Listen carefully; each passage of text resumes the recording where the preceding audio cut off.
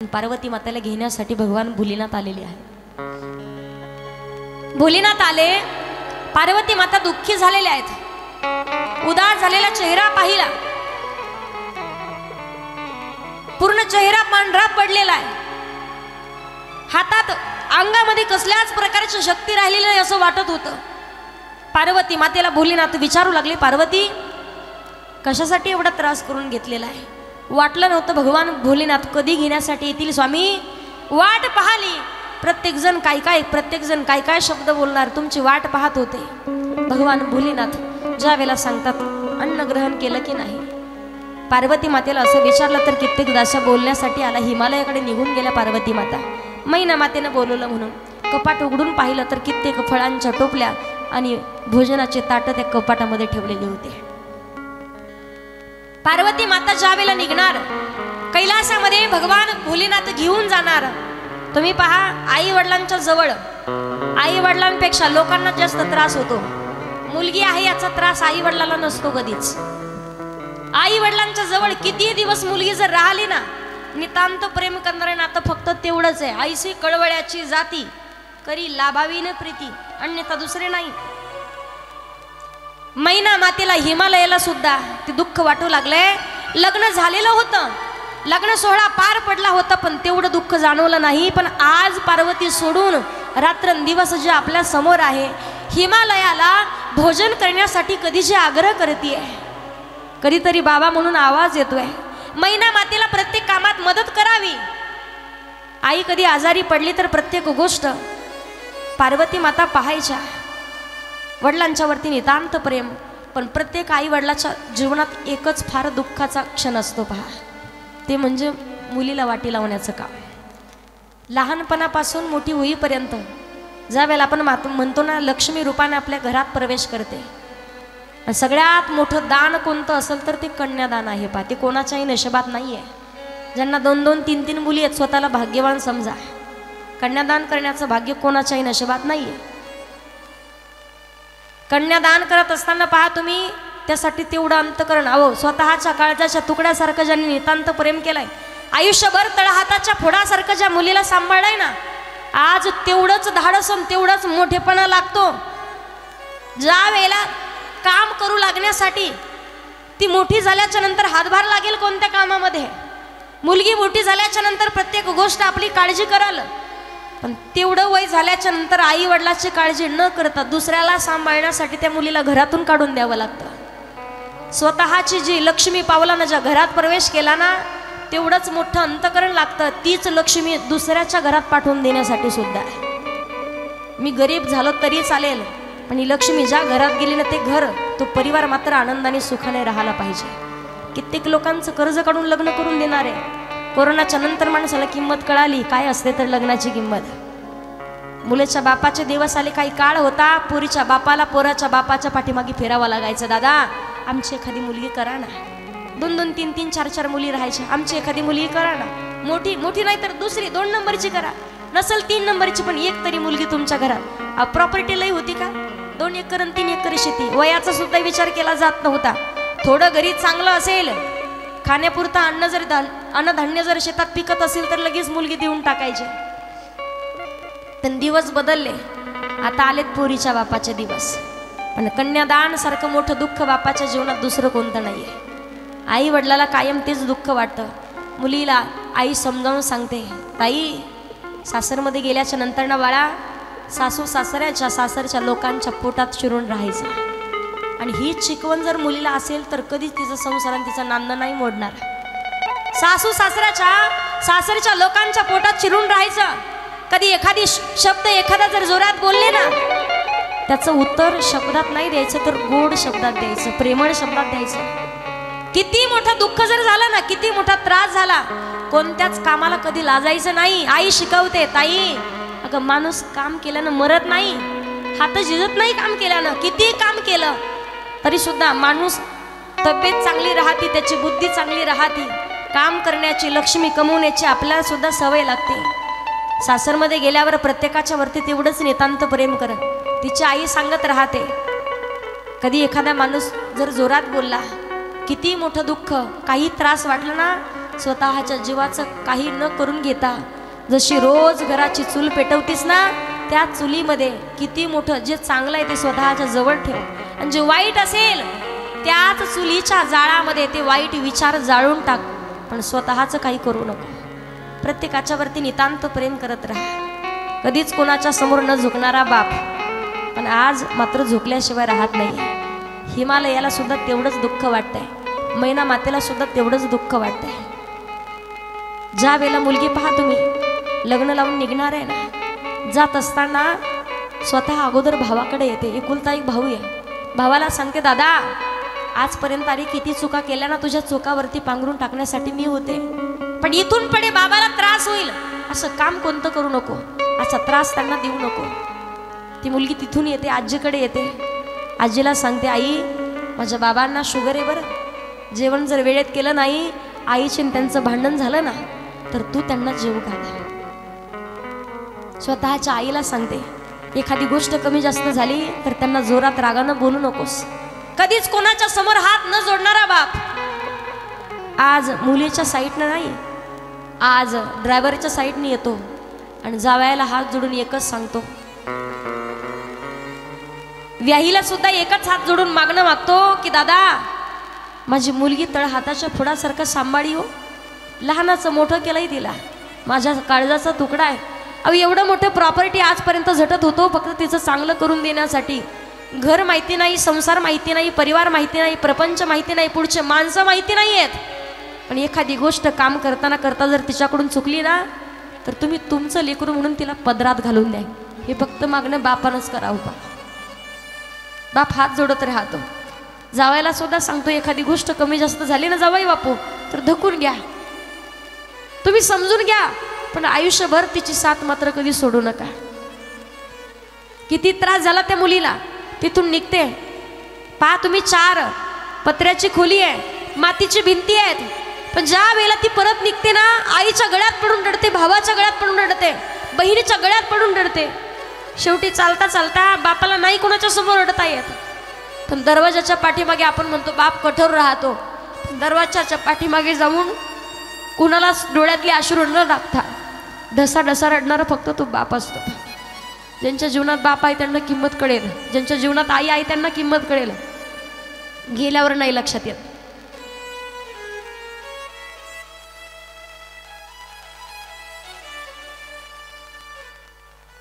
बाप ज्या वेळेला त्या मुलीला वाटी लावण्यासाठी येतो ना, ती मुलगी स्वतः समजून सांगते, बाबा काही झालं तरी तुमच्यापर्यंत कोणती गोष्ट नाही येऊ देणार, किती त्रास झाला तरी मी सहन करेल, काळजी करू नका. मुलगी हट्ट फक्त त्यांच्या आई वडिलाच्या जवळच करू शकते. लग्न होऊन ज्या दिवशी ती सासरमध्ये पोहोचेल ना, नाही तिला तिचा हट्ट मांडता येत, नाही तिची आवड निवड तिला पाहता येत. अहो कधीच आईला हट्ट नाही केला, आईनं कधी सांगितलंच नाही तू उद्यापासून लवकर उठ. माहेरामध्ये 8 वाजता 9 वाजता उठणारी मुलगी सासरमध्ये गेल्याच्या नंतर नकळत आईकडे पाहून शिकलेली राहते. सवय नाही तिला, पण 6-7 वाजता उठावं लागतं. पहा तुम्ही, एखादी वस्तू जर हातातून पडली, एखादं काम जर चुकलं ना, सासूबाई जर भेटली तर सासूबाई बोलते, का ग तुझ्या आईनं हे शिकवलं का? आईनं तर नाही शिकवलं, पण आईनं न शिकवता सुद्धा ज्या गोष्टी स्वतःच्या आचरणात ती मुलगी आणते ना, तिला स्वतःला मला सांगा, आईकडे कोणतं काम करण्याची गोष्ट माहिती नाहीये, कोणाचे बोलणे खाण्याची तिला माहिती नाहीत, तिला कोणते विचार कसे असतात ती माहिती नाहीये, घरातलं परिवारातलं राजकारण तिला माहिती नाहीये, घराघरांमध्ये माणसाचं भांडण काय राहतं हे तिला माहिती नाहीये, सासूबाईचं बोलणं किती जोरात असतं ते कसं सहन करायचं हे तिला माहिती नाहीये. 17-18 वर्षाची मुलगी, पण तिच्या मनावर परिणाम झाला ना, शेवटी तिला आई वडील आठवतात. हाच त्रास जर बाबाला सांगितला असता ना, तर माझ्या माहेरात मला हा त्रास झालाच नसता. हे मला याला दुःख वाटतंय. मैना माता समजावून सांगतात, पार्वती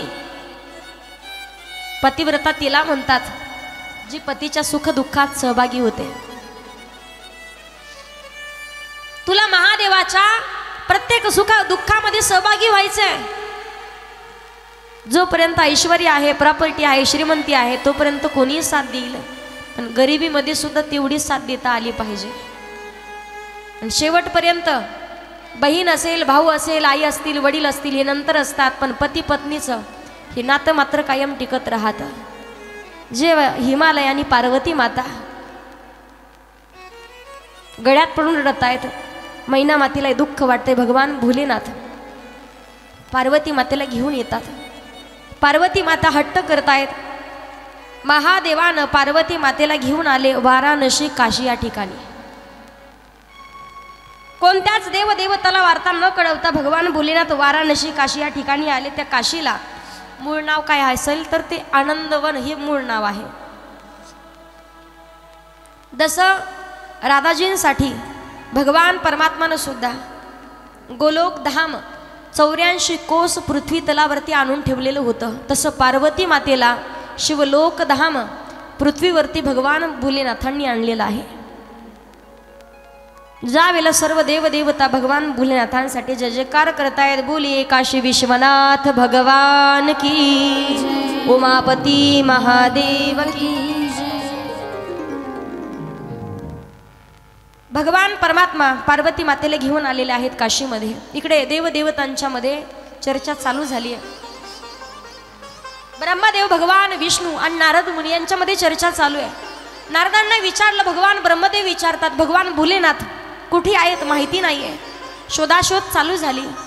शेवटी नारद मुनी आणि ब्रह्मदेवांच्या मध्ये चर्चा असताना नारदांच्या डोक्यात एक प्रश्न निर्माण झाला की भोलेनाथ पार्वती माता आहेत कुठे. आपल्याला एकच जण सांगू शकतात, ती म्हणजे गणपती बाप्पा.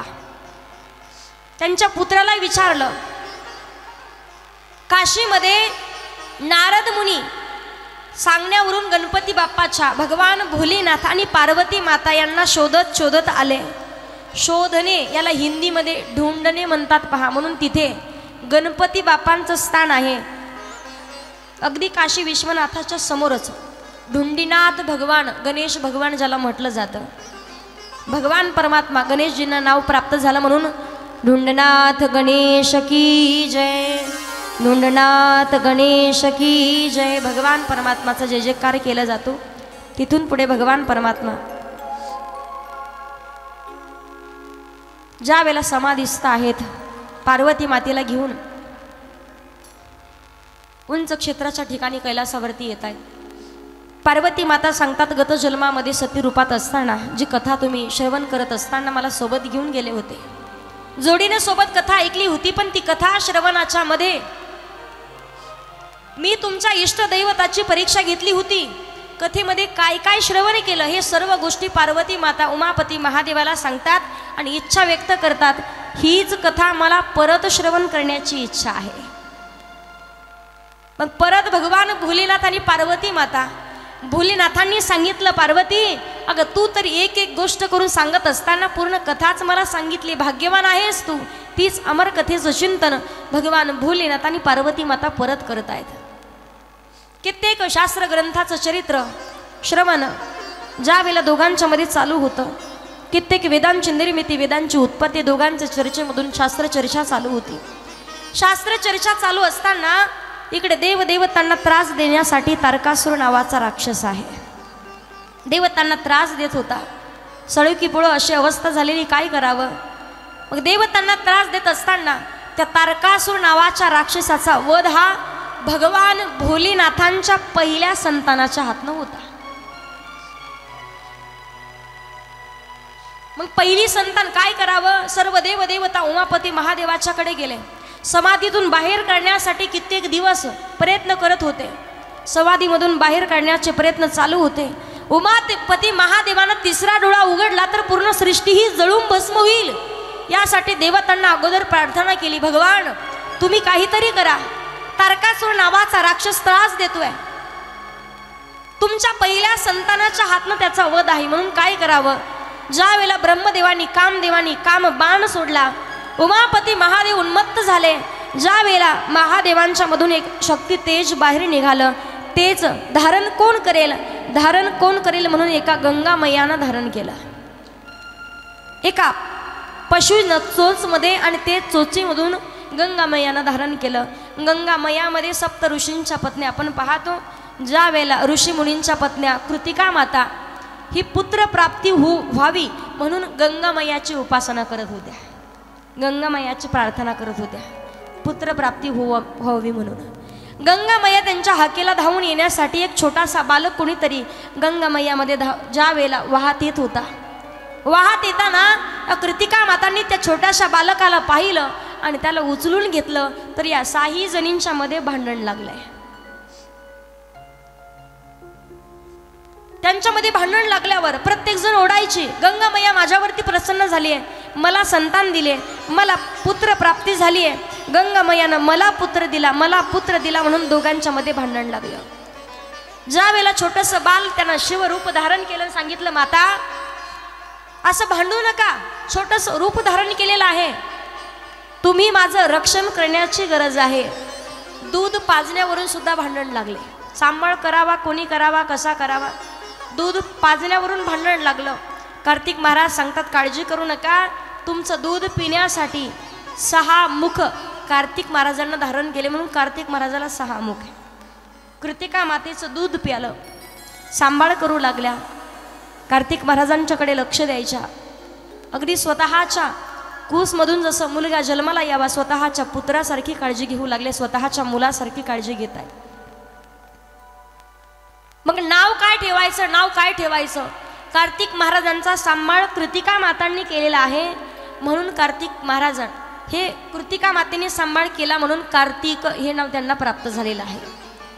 बोलिये कार्तिक महाराज की, कार्तिक महाराज की.